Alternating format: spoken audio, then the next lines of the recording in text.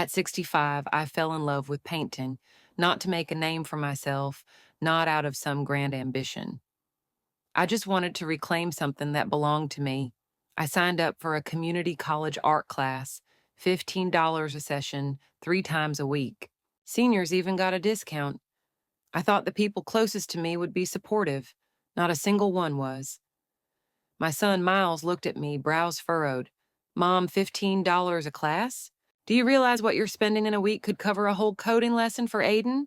Before I could respond, his wife, Amber, holding their toddler, chimed in, Exactly. And if you're off at class 3 times a week, who's supposed to watch Aiden? We both work, remember? But the real explosion came from my husband, Harold. Right there, in front of the whole family, he slammed his mug against the kitchen counter. Porcelain shattered and his voice thundered through the room.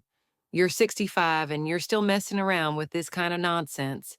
If you go through with this damn art class, we're getting a divorce. I didn't say a word. I just looked at him, his eyes bloodshot with rage.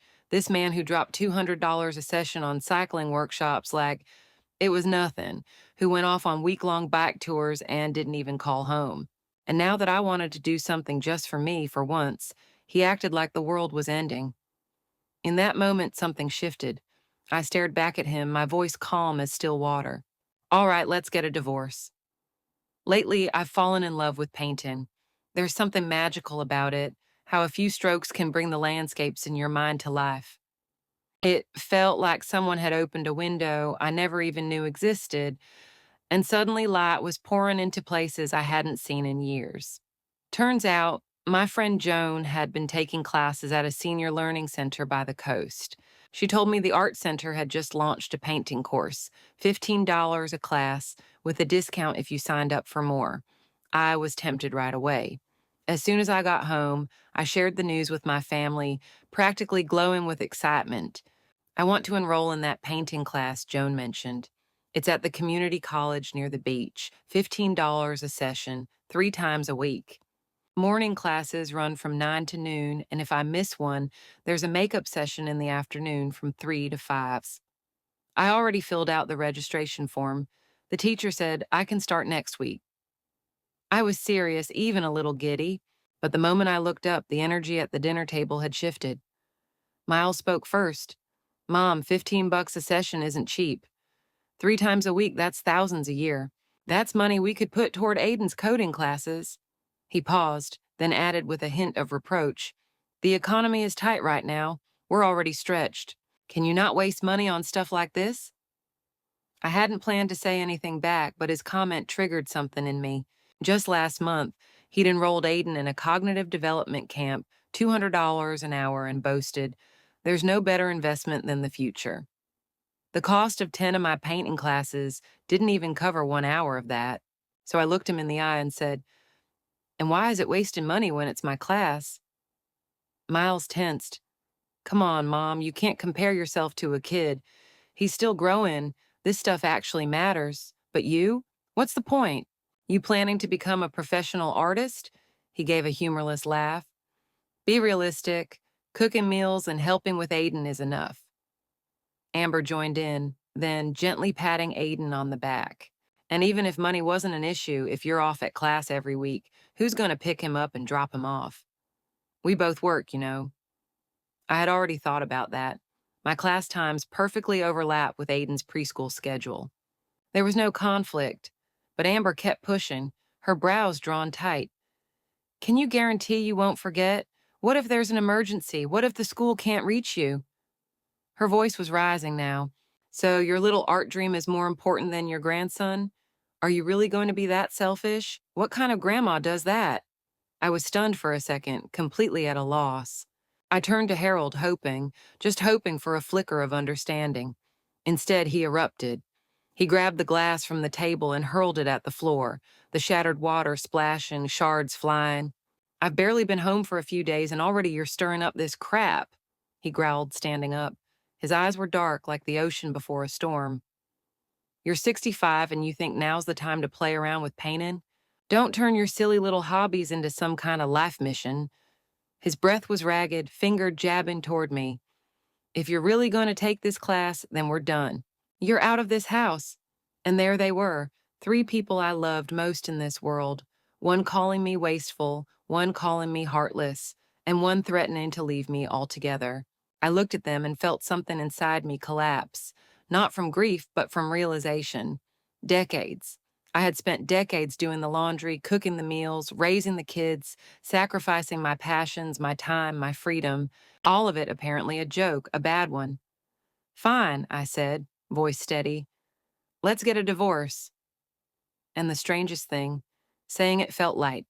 For years, Harold had dangled that word, divorce, like a noose. Every argument, every disagreement, he'd bring it up, using it to break me, to force me into silence.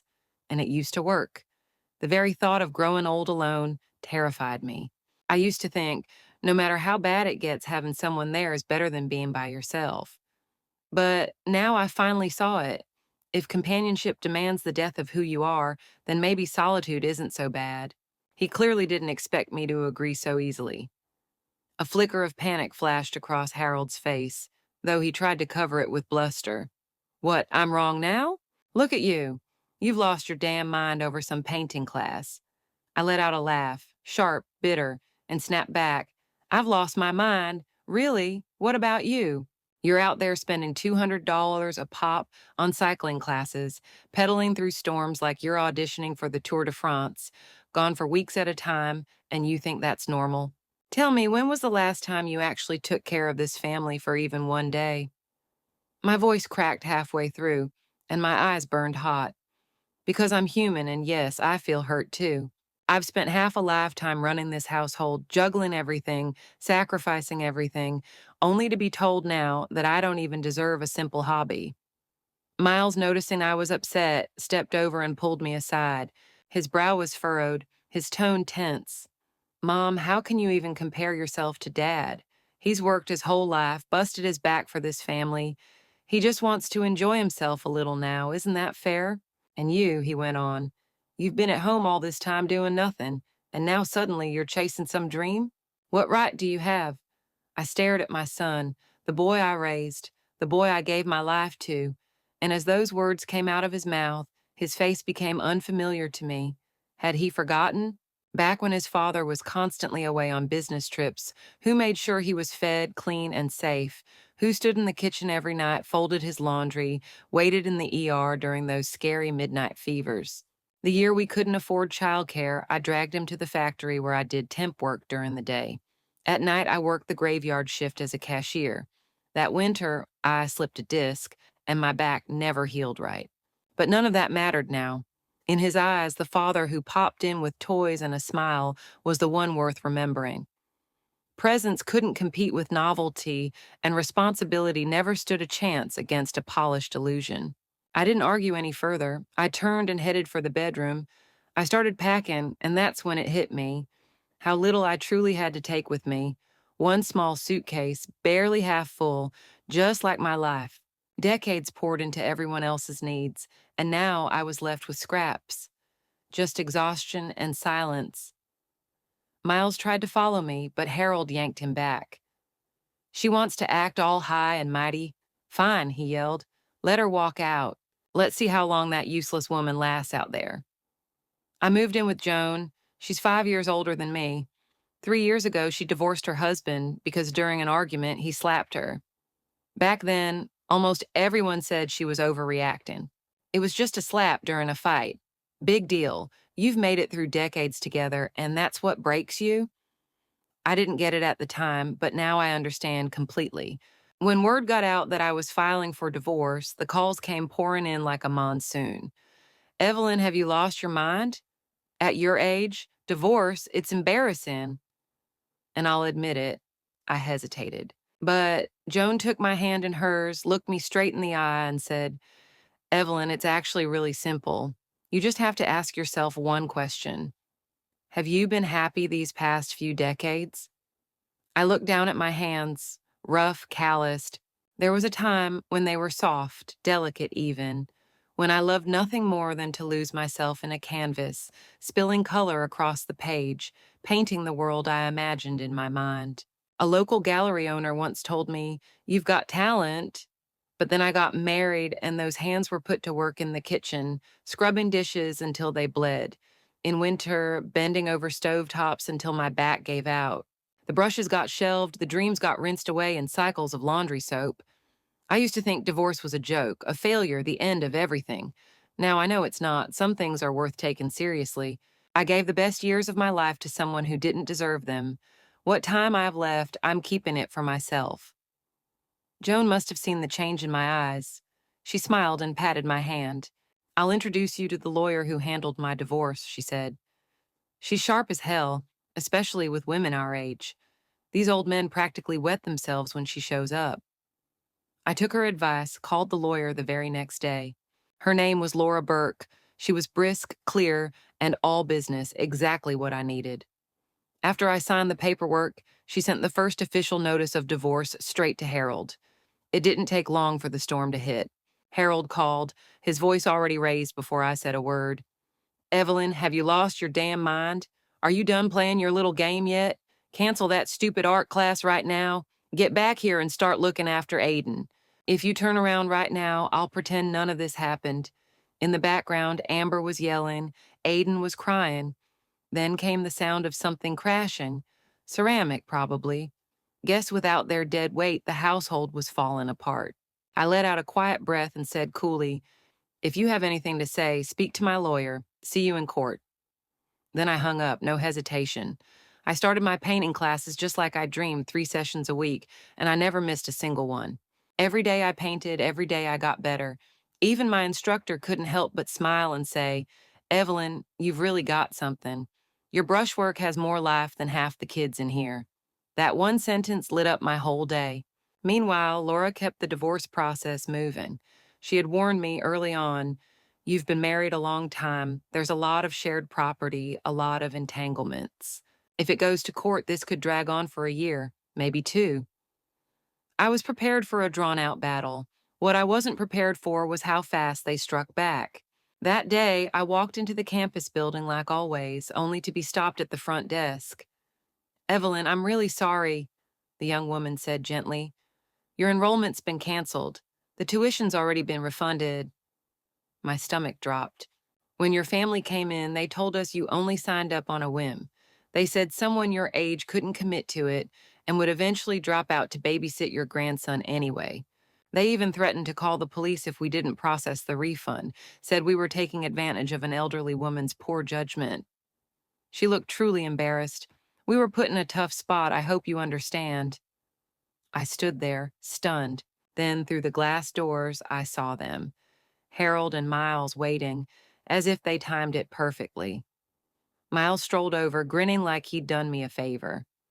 Mom, class is over. Let's head home. Harold's expression was as sour as ever. If my son hadn't come up with his plan, who knows how much longer you would have kept playing around. The world dimmed for a second. My vision went dark at the edges. I clenched my fists and the fire in my chest surged to my throat. I yanked my arm away from Miles and stared them both down, measured loud enough for the whole room to hear. Who told you I was going back home with you? I turned to Miles. And where's the money they refunded? He froze for a beat, then plastered on a crooked smile. Mom, things with Amber have been rocky. She demanded a gift, wouldn't let it go, so I used the refund to buy her a necklace. Come on, we're family. Let's not nitpick over little stuff. I let out a cold laugh. Oh, sure, when they want my money, we're a family. But the second I choose something for myself, suddenly I'm selfish, heartless, irresponsible. Classic double standard. I didn't waste another second. Pulled out my phone and dialed 3 numbers. You took money from my private account without consent. That's theft. I'll let the police sort it out. At the station, Miles was still trying to worm his way out of it. How is this theft? I'm her son. Her money's my money, right? What's she gonna do with some painting class anyway? She's 70. I used the money on something useful. Harold sat silently, his face a brick wall, tension radiating off him like heat. Finally, he muttered, God, what an embarrassment. I can't believe I married a woman like you. The officer looked at us, uncomfortable. Your direct family, he said slowly. In cases like this, it's hard for us to intervene. Technically, this falls under domestic financial matters. But I caught something in his tone. So what you're saying is if he took money that didn't belong to his mother, the law could step in, right? The officer hesitated, then nodded. From a legal standpoint, yes, that would be considered misappropriation. I smiled softly, coldly. Perfect. Miles, that refund money, it wasn't mine. Then I called Joan. I'd left home in such a rush I didn't even have cash on hand when the class asked for payment. Joan had covered it for me. 15 minutes later, she stormed into the station, all fire and steel, eyes locked on Miles. Hey, kid, she said, grabbing the collar of his t-shirt with one hand. Her voice wasn't loud, but it was sharp enough to freeze the room. Heard you spent the money I loaned your mother on jewelry for your wife? Joan practiced karate back in the day, still had the biceps and the spine for it. Miles stumbled backward, nearly hitting the counter. He pointed frantically at me. It wasn't me who borrowed it. He did. Go after her. That line hit me like a slap. I just stood there watching my son, the boy I raised with my own hands, disown any responsibility without blinking. 30 years of raising him, and all I got was, take it up with her, not my problem.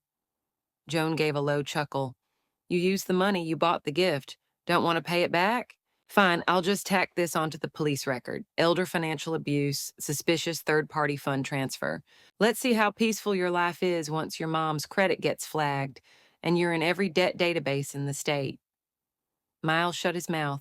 Even the officer added, legally or not, she gave you money, you spent it, you owe her, period.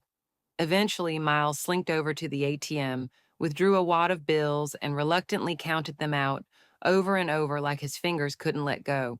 I walked up, plucked the cash from his hand, and smiled. Miles, aren't we family? No need to be petty. What's all this fuss about anyway? Both his and Harold's faces flushed beet red. Funny how people only understand pain when the blade finally turns on them. With the money in my purse, Harold finally spoke. His voice was scratchy, desperate to reclaim control.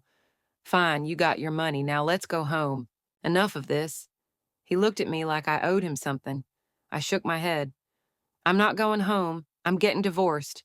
Sign the papers, Harold. Let's schedule the court date and get it done. He exploded. Divorce, that's all you ever say now. You're too old for this crap. Have you completely lost your mind?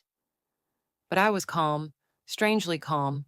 Harold, I said softly, don't forget you were the one who said the word divorce first. That landed like a bucket of ice water. He stood frozen. Slowly, the grip on my wrist loosened. He muttered something I didn't care to catch. Joan snorted and grabbed my hand. Funny, isn't it? She said. You had a wife and didn't know how to treat her. Now she's gone and you act like the abandoned one. What a show. I paid the art class tuition again, this time without hesitation. And this time I painted with even more focus than before. Every session I practiced like it was my last. Every canvas I poured myself into it. One afternoon after reviewing my latest pieces, Olivia, my instructor, looked at me, eyes gleaming. Evelyn, there's something truly alive in your work. She paused, then added, I want to recommend you for the Feather Award art competition. It's a respected name in our field, and it's a great opportunity for you to be seen. I hesitated, not feeling quite confident enough, but Olivia just smiled and gently patted my hand. Don't worry, she said. It's open to all ages. 65 is not a barrier. As long as you have talent, passion, and the courage to keep pushing, age can't silence you. The world will see you eventually. Her words were like a steadying injection straight into my heart, clear, strong, and reassuring. In that moment, something locked into place inside me. I was ready. I began preparing for the competition. The theme was open. I thought long and hard. Eventually, I chose a single word, metamorphosis. It took me 2 full weeks to finish the piece. In the painting, a woman is swallowed by darkness, her body tangled in thick vines, crying out, struggling. But her eyes never leave the faint sliver of light in the upper left corner. That light is barely visible, but it's the one thing she won't let go of. That painting, it was me. My past life and the one I was just beginning to live, both captured in that single frame. Every stroke traced the feeling of suffocation, not a classic landscape, not a pretty portrait, but raw emotion, grief, defiance, and pain, breaking free from the prison of a family that never saw me. When Joan came by to see the finished piece, she stood there at first with her cup of tea, just admiring it. But a few minutes later, I saw her quietly wiping tears from her cheeks. She hugged me tightly and choked up as she whispered, "Evelyn, I see you. I really do. It takes so much to claw your way out of the muck at our age to become someone again. It's not just brave, it's extraordinary. I'm proud of you. So, so proud." Joan's validation in that moment, it was the warmest thing I'd felt in years. But life doesn't become smooth just because you start to grow. Miles and Harold kept calling every few days like clockwork, desperate to pull me back. Sometimes Miles would take a softer approach. "Mom, please come home. This place doesn't function without you. Aiden has no one to pick him up. The house is a mess. Laundry's piled to the ceiling. We really need you. We miss you." And other times he'd snap back to venom. "You're seriously this selfish. You're just a housewife. What's this crap about personal fulfillment? Have you ever been a good mother, a good wife? Have you done anything right in your life?" I didn't answer a single word, not one. Instead, I took my time, calm, steady, and mailed another copy of the divorce papers to their house each time. On the day I mailed the 39th copy of the divorce agreement, Miles finally snapped. He called, yelling so loud it distorted through the speaker. "Mom, what the hell are you trying to prove?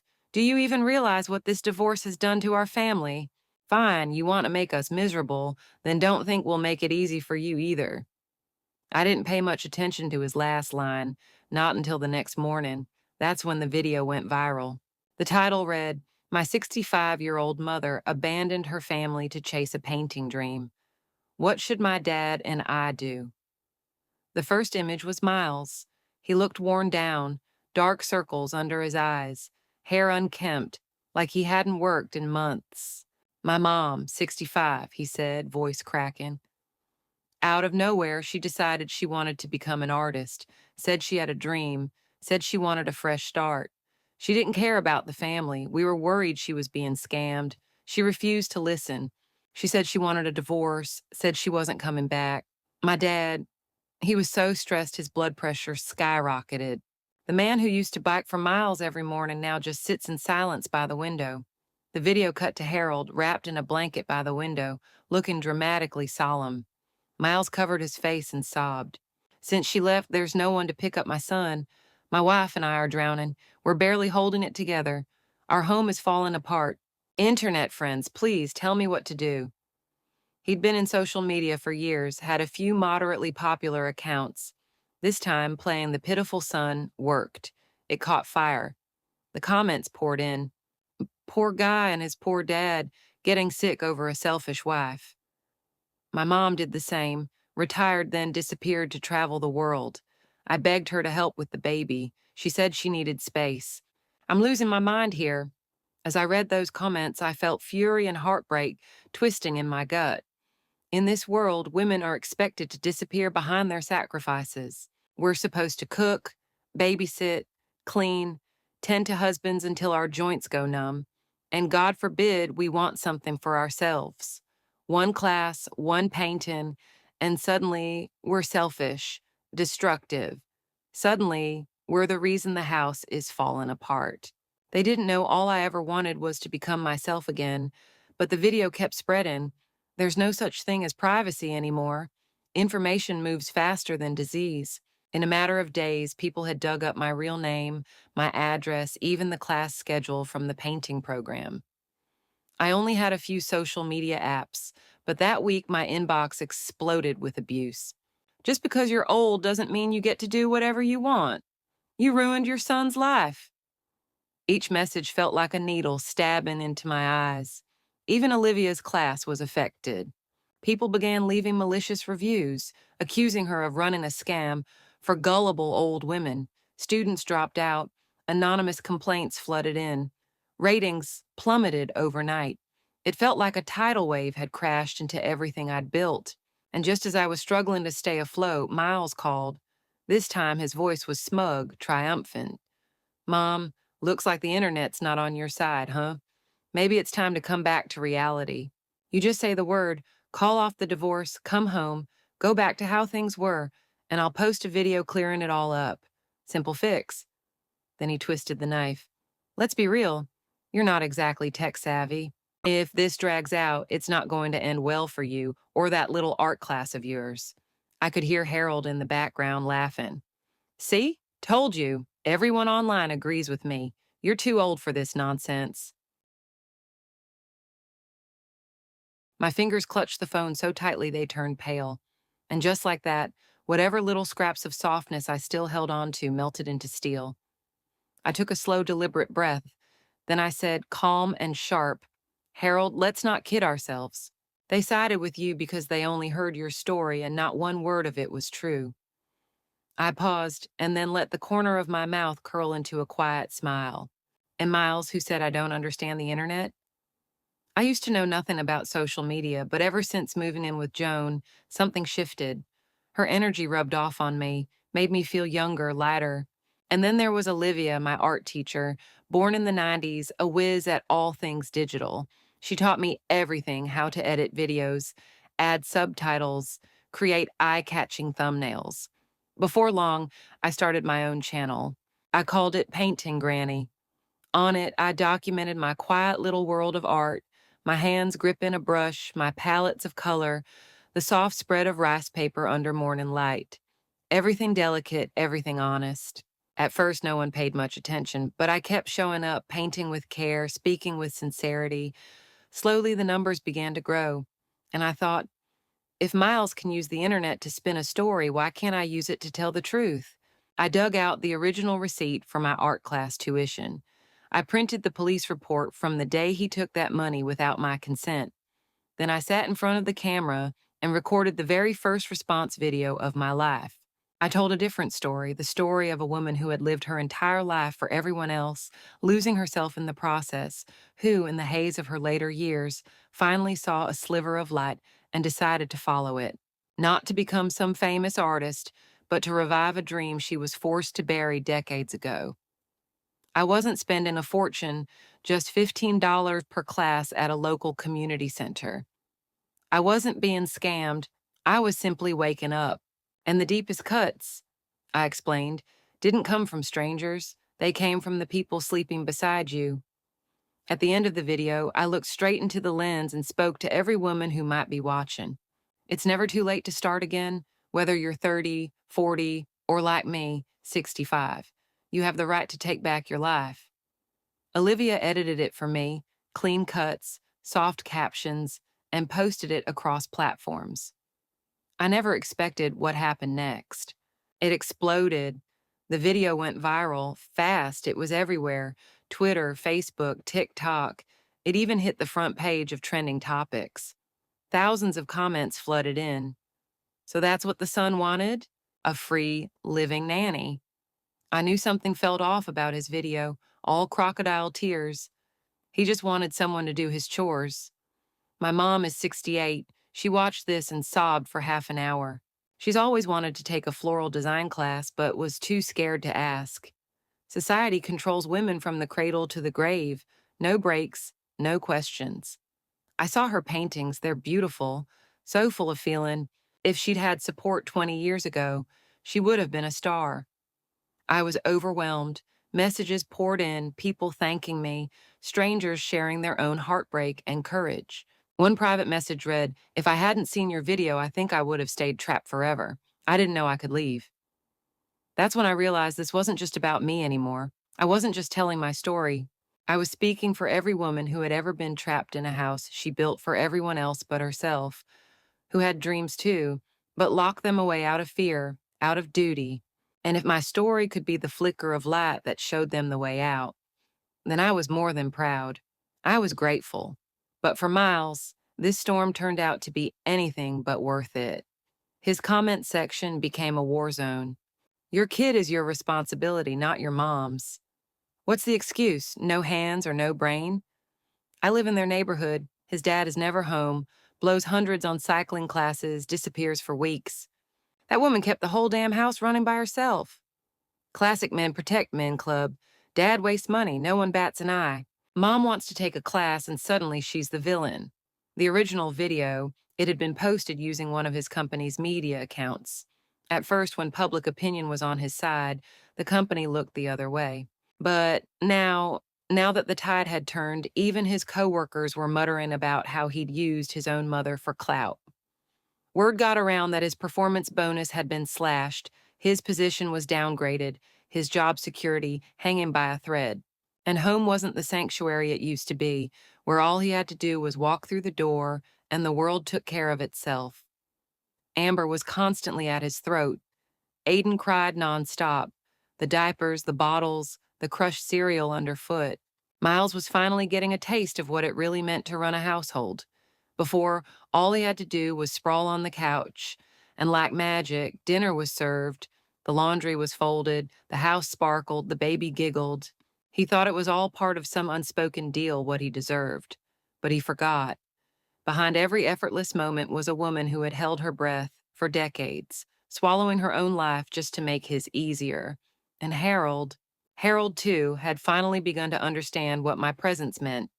One afternoon, he showed up outside my art studio, looking hollowed out. No stiff posture, no angry scowl. For the first time, he looked tired. "Evelyn," he said, his voice worn and quiet, "I don't want a divorce. What I said that day, you know I didn't mean it. I wasn't trying to hurt you. You can paint all you want, however long you want. Just, just come home, please." His back was hunched now, his voice soft, the corners of his eyes drooping with age and regret. But I felt nothing. I shook his hand off me. "Harold, I am getting this divorce. If you have even a shred of respect left for me, sign the papers. Let's end this with some dignity." His eyes widened, his lip trembled slightly. "I'm not signing," he said, barely above a whisper. "Evelyn, we've been together for 40 years. I don't know how to live without you. Every morning I wake up wanting your sandwiches. I reach for the shirts you ironed. Even on my bike, I picture you adjusting my helmet, slipping water bottles into my bag. You need me. Well, I need you too." I looked at him steadily. "Then don't sign," I said. "That's fine. I'm not in a hurry. I can wait. When we've been separated for 2 years and it's clear our marriage is beyond repair, I'll file for divorce myself. I'd rather spend 2 whole years waiting you out than spend one more day inside that house." My painting won first place in the Feather Award competition. The moment I saw the notification, Joan threw her arms around me in a hug so tight I thought she might lift me clean off the ground. Her voice rang out like a fire alarm for the whole building to hear. "Evelyn, you did it! You did it!" Olivia's eyes turned glassy and she wiped them quickly, whispering, "I knew it. I knew this award had your name on it from the start." I stared at the gold first place badge on my screen, and for a moment I felt weightless, as if I'd traveled back in time to when I was 20. Back then, I owned 2 spare outfits, a bag of instant coffee, and a suitcase filled mostly with air. The most valuable thing I carried, a handful of worn-out paintbrushes given to me by Mr. Fletcher, the town librarian. He knew I loved to paint. On the day I left home, he patted my shoulder and said, "Evelyn, I'll be watching for your name in the art magazines." I hit the city with nothing but adrenaline and hope. During the day, I worked at a canning factory. At night, I wiped tables at a diner. The hours between 2 and 4 in the morning, those were mine.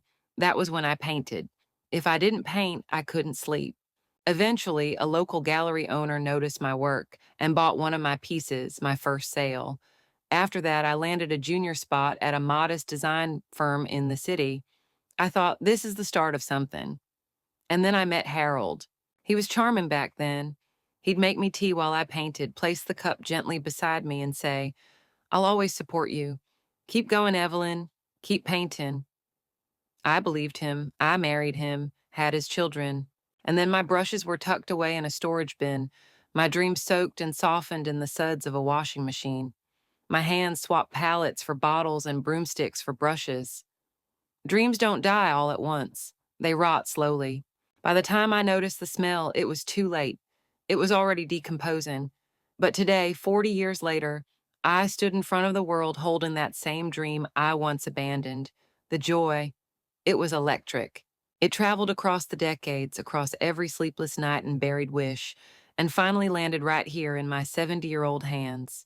That night, I sat at the edge of my bed, rereading the award notice over and over again.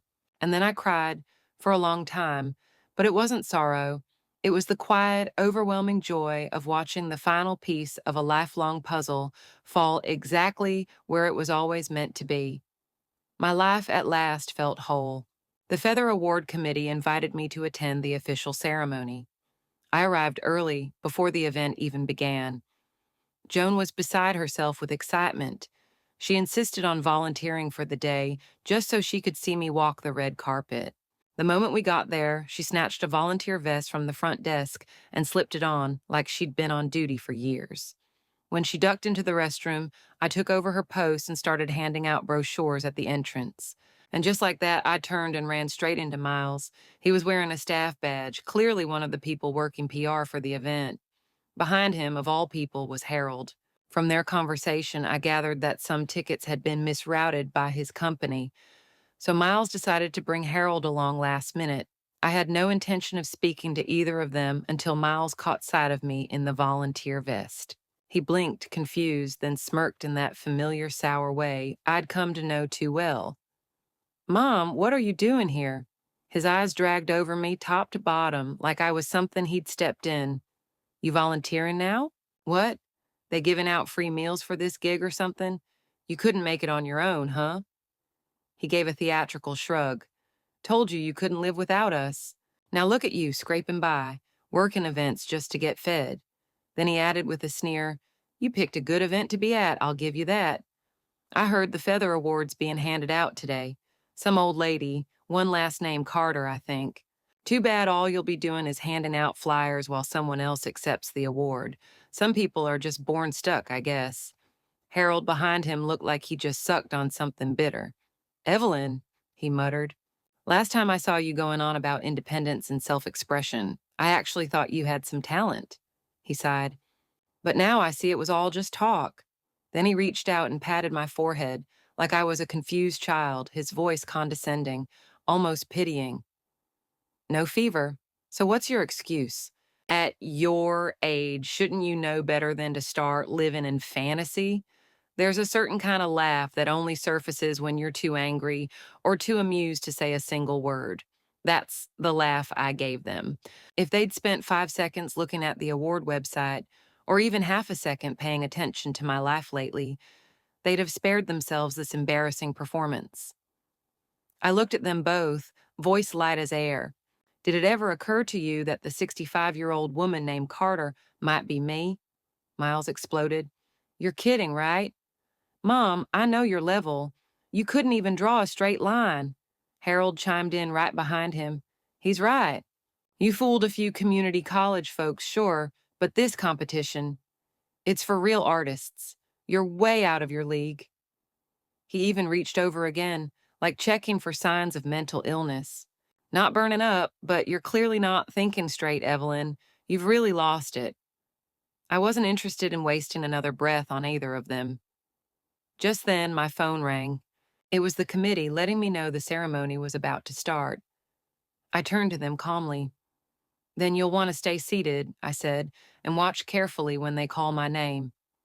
In truth, I couldn't wait to see their faces when the truth hit. Backstage, I changed out of the volunteer vest, touched up my makeup, and adjusted my posture in the mirror. I was just about to walk out when, of course, Miles appeared again. Apparently, he'd been assigned to manage part of the ceremony logistics, and once again, he stood in my way. "Mom, what are you doing?" he hissed. "You think a new outfit and some lipstick makes you an award winner?" He grabbed at my sleeve, voice rising with panic. "You're delusional. You need to go home. You're going to embarrass yourself in front of the whole city." On stage, the announcer called for the third time. "Winner of the Feather Award, Miss Evelyn Carter. Please come to the stage." I could hear footsteps rushing down the steps behind the curtain. A staffer ran toward us, clearly looking for me. Before I could say a word, Miles jumped in front of him. "I'm sorry, I'm really sorry," he said quickly. "That's my mom. If not, well, She thinks she's won. It's been hard. He gets these ideas, says she's a big artist or something. He let out a nervous laugh, eyes sharp and smug. But don't worry, we'll take her home. She won't cause a scene. Then he reached for me again. The staff member looked at him, baffled. I'm sorry, sir, but that is Evelyn Carter. Miles froze. What? No, she's not. She's just a She's a housewife. She hasn't worked in decades. She can't even draw straight. The staffer didn't respond. He just handed him a program booklet. My name, my photo, clear as day. Miles stared at it. His mouth opened slightly. The blood drained from his face. His fingers released my sleeve. Mom, you're that Evelyn Carter? The one who won the Feather Award? I didn't answer. I simply walked past him, onto the stage, and took the trophy in my hands. And it wasn't just Miles. From the corner of my eye, I saw Harold in the audience, his jaw slack, his spine stiff. When they read my name, when they placed the award in my arms, he didn't move. First came confusion, then came awe, and for a split second he looked just like the man I met all those years ago, back when I still believed he'd keep his promise to always support my art. That year, in a small downtown gallery, he saw me for the first time. Later, Harold told me, I'd never met a girl like that before. The way your eyes lit up when you talked about painting. Your whole body seemed to glow. After that, he pursued me relentlessly. We stayed up late together, me at the easel, him in the kitchen brewing tea. His favorite thing to do was stand behind me while I painted, wrap his arms around my waist and whisper, Evelyn, this is incredible. One day the whole world is going to see your work. But life doesn't always keep its promises. The man who once vowed to chase dreams beside me learned instead how to hide. He stopped standing behind me, started locking himself in the car, chain-smoking cigarettes, while I stayed in the kitchen, alone in the noise of a crying child, a spinning washer, and a house that never stopped demanding more. And slowly, piece by piece, I gave up on myself. It was those quiet, brutal days, the ones that blurred into each other, that made me forget who I used to be. But today I remembered. The girl who glowed when she held a paintbrush. She never left. He was just waiting to be seen again. Harold must have remembered too. After the awards ceremony ended, he approached me slowly, hands rubbing against his pants seams, a look of awkward hesitation on his face. Evelyn, he said, voice soft. Congratulations. You always loved painting so much. I guess this means you finally got what you wanted. Then came the nostalgia. I still remember the first time I saw you in that little gallery. You were holding a brush, and it was like you were lit from the inside. I've never seen anything so beautiful. If only you hadn't given it up back then, if you'd kept at it, I swear I never would have stood in your way. I let out a quiet, bitter laugh. Harold, do you really not know why I gave it up? As I was breastfeeding, doing laundry, scrubbing floors, changing diapers, putting babies to sleep, and when our son grew up, I worried about his mental health, his eating habits, his grades, his posture. And just when I started to breathe again, our grandson was born, and it started all over. You think I chose to stop painting? And where were you? You were on business trips, gone for months at a time. You were downstairs sleeping in your car instead of coming up to help. You were spending hundreds on cycling retreats, off chasing freedom while I was choking on the weight you left behind. I looked him dead in the eye. No one knows better than you why I gave it all up. His face went pale, his mouth opened like he wanted to respond, but no sound came, because what could he say? There was no defense. I sighed and said the only thing left to say. I'll keep mailing the divorce papers. When you're ready, sign them. You've already spent 40 years draining me dry. At least do this one decent thing. End it. Call it karma, Harold, for mercy. Take your pick. He never signed, and I never went back to that house. Word has it, things didn't go so well for Miles after that day backstage at the awards ceremony. The ridiculous stunt he pulled, trying to drag me off stage like I'd lost my mind, sparked a full internal investigation at his company. He was fired. And just like that, the pressure closed in. With no job and mounting bills, the household descended into chaos. He and Amber fought constantly, their worst argument reportedly over Harold's insistence on continuing his $200 per session cycling class. Miles had screamed across the living room, "Dad, that's half a year of Aiden's tuition. What, you train him for the Olympics now?" Harold didn't back down.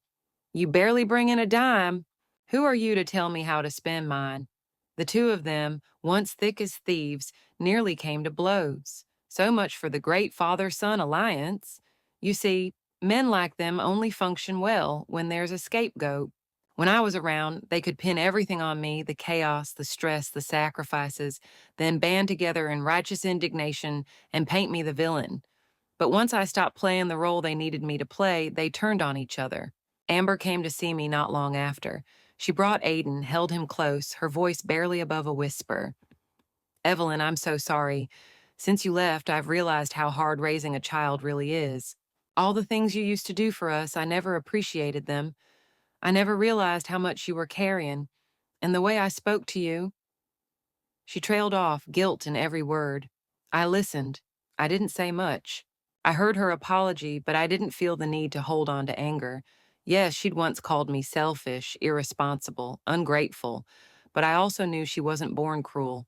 She was raised with the same script women like us had always been handed, that raising children is a woman's job, that elder women must serve, that sacrifice is just what we do. She didn't invent those expectations, she just passed them down, like so many of us have, so I didn't blame her. But I knew one day she'd stand exactly where I'd once stood. And when she did, she'd understand. 2 years went by in what felt like a blink. Harold and I officially divorced. 2 years of legal separation, emotional estrangement, and irreversible cracks. And finally, it was done. During those 2 years, I poured myself into my work. I held my first solo exhibition, then a touring gallery in San Francisco and Boston. Critics called my work a blend of contemporary form and emotional realism. I'd found a voice and an audience. I was finally becoming known. Miles tried to latch on. Jobless, desperate, he reached out. Wanted a referral, a contact, a letter of recommendation to a design firm I'd worked with. I didn't hesitate. I said no. And more than that, I made a public statement within my professional community. I no longer recognize Miles as my son. I was clear. He's the man who once tried to destroy my life. Infuriated, he tried spinning the narrative again, started reaching out to media under the headline, "I'm the son of Evelyn Carter." But the internet never forgets. It didn't take long before someone pulled up the old viral video, the one where he'd accused me of abandoning my family to chase a fantasy. The comments turned savage. "You called her insane, and now you want to profit off her success. Pathetic. Your mom got famous and you came crawling? Predictable. She built herself back up, and now you want to ride on the ladder you once tried to kick down?" The backlash was immediate, relentless. Within a week, Miles deleted every one of his accounts. Amber, he finally had enough. Filed for divorce, took Aiden, and left. I didn't interfere. Every person must live with the consequences of what they've done. And Harold, he didn't get a happy ending either. 2 months ago, during a cycling trip on the interstate, he fell, crushed his spine. Complete paralysis from the waist down. The doctor said he'd never walk again. He sent word, asked if I would visit. Joan asked gently, "Will you go? After 40 years together, maybe just once." I shook my head. "Come no, I don't owe him that. 40 years of pain repaid any debt I ever had. I had better things to do." After the awards, as my name gained recognition, I kept learning, kept growing. From $15 community classes to private instruction with top-tier mentors, now $600 a session, and I pay it gladly with pride. I no longer ask if my dreams are worth it. I know they are, because now everyone knows I am. 2 years ago, I had nothing. No money, no name, no plan, just a shattered marriage and a will to stand. Today, I have my canvas, my applause, my stage, and most of all, I have myself. I no longer sacrifice for anyone. I live for me.